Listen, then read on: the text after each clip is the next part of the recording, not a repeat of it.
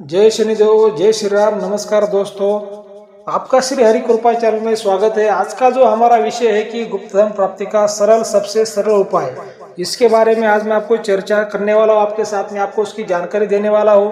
Video को पूरा सुनिए, ध्यान से सुनिए और चैनल को सब्सक्राइब करिए, लाइक करिए, शेयर करिए।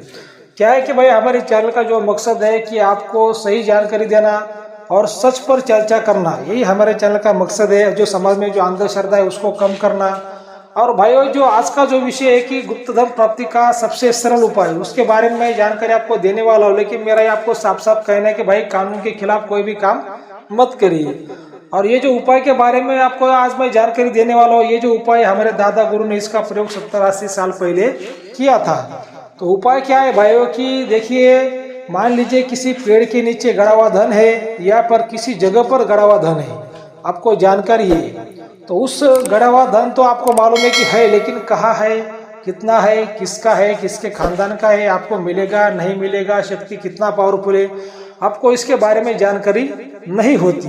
तो क्या है कि एक आम इंसान भी इसकी जानकारी प्राप्त कर सकता है। लेकिन देखिए, उपाय तो बहुत ही सरल है, लेकिन इसका नियम थोड़ा कठिन है। ये बात आपको ध्यान से सुननी चाहिए। तो सबसे पहले मैं आपको उपाय बताता हूँ, ठीक है, बाद में आपको मैं नियम बताऊंगा। लेकिन मेरा आपको ये साफ साफ कहना है कि भाई आपके खुद के प्रॉपर्टी में है तो ही ऐसा प्रयोग करने का आप सोच सकते हैं, लेकिन दूसरे के प्रॉपर्टी में आप मत जाइए, ठीक है। तो बात ऐसी है भाइयों की चंद्रग्रहण, सूर्यग्रहण, पूनम की रात, अमावस्या, ऐसे दिन पर आपको क्या करना है कि ऐसा कोई भी एक दिन हो तो वैसी जगह पर आपको जाना है कि जहाँ पे गड़ा हुआ धन है, ठीक है। तो मान लीजिए किसी पेड़ के नीचे गड़ा हुआ धन है या फिर किसी खुली जगह पर गड़ा हुआ धन है। तो आपको क्या करना है कि अगर पेड़ के नीचे गड़ा हुआ धन है तो उस पेड़ को आपको 11 बार आपको प्रदक्षिणा आपको करनी है, ठीक है। और आपको घर से जाते हो आपको एक लोटा जल आपको साथ में लेके चले जाना है। 11 बार पेड़ की प्रदक्षिणा करने के बाद उस पेड़ के जड़ पर आपको जो लोटे में जल है वो आपको पूरा डाल देना है और पेड़ से हाथ जोड़ के विनती करने की, हे माया शक्ति आप मेरे साथ चलिए, मुझे गुप्त धन प्राप्ति के संकेत मेरे को दीजिए। और पेड़ का पत्ता तोड़कर आपको साथ में लेके जाना है।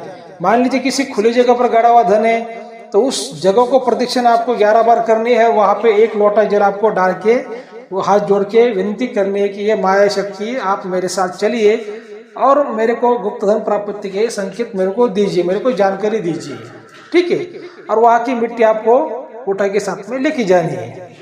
तो मान लीजिए आपने मिट्टी उठाई हो, चाहे आपने पत्ता तोड़कर आपके साथ आप ले गए हो, तो जो भी आपके साथ है जो चीज है भाई हो, तो जब आप सोते हो आपके सिर के नीचे जो तकिया होती है उस तकिया के नीचे आपको रख देना है और रात के 12 बजे आपको सोना है, ठीक है। जिस रात आप ये प्रयोग करें आपको उसी रात आपको सोना है भाई। तो जो माया शक्ति आपके साथ में आके आपको सारी डिटेल, वो जो गड़ा हुआ धन है वो कैसे निकाला जाए, किसका धन है, कहाँ से आया, कितने साल से आया, सारी जानकारी आपको शक्ति दे देगी। अब ये तो हो गया बहुत ही सरल उपाय है, ठीक है। लेकिन इसके नियम कैसे कठिन है आपको मैं बताता हूँ। तो जो प्रयोग आपको ये करना है भाइयों, उससे 6 महीने पहले और प्रयोग करने के 6 महीने बाद तक आपको ब्रह्मचर्य का पालन आपको करना पड़ता है। और जिस घर में प्रयोग हो रहा है उस घर में बाल बच्चे, बुजुर्ग लोग, मतलब कोई भी इंसान उस घर में आपके अलावा नहीं होना चाहिए।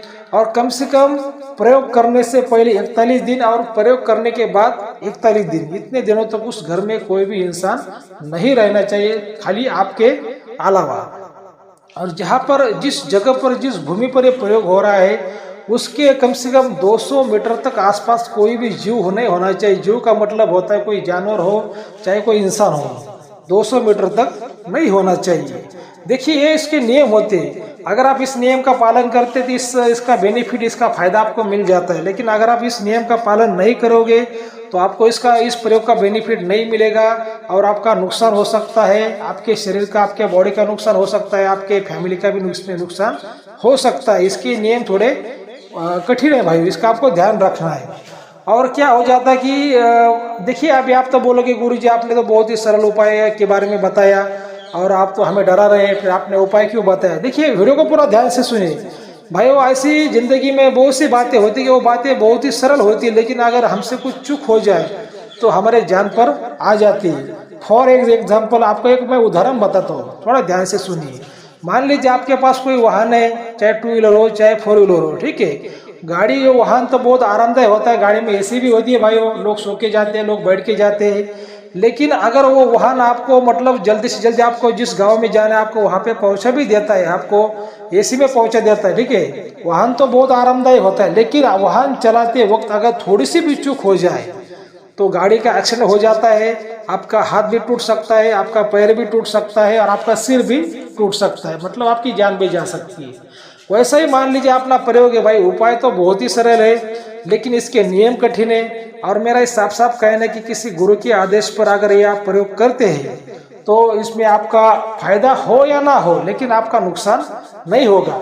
लेकिन गुरु के अलावा अगर बिना गुरु के आप ये प्रयोग कर सकते हैं भाइयों तो इसमें नुकसान होने के चांसेस ज्यादा होते हैं। और क्या है कि देखिए, आपको मैं फिर से भाई साफ साफ कहता हूँ कि कानून के खिलाफ कोई भी काम मत करिए।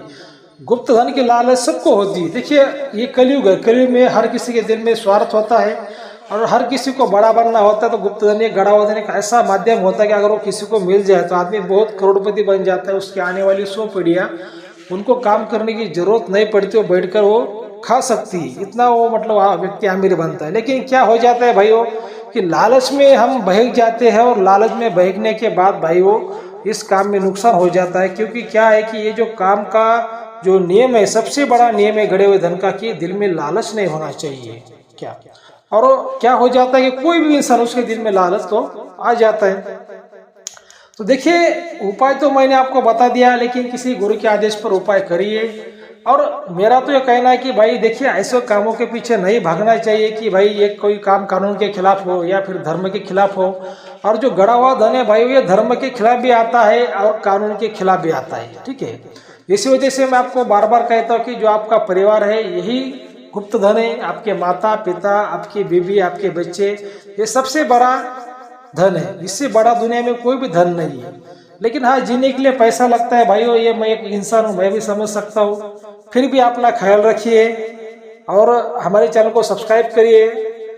जय शनिदेव, जय श्री राम, जय हिंद।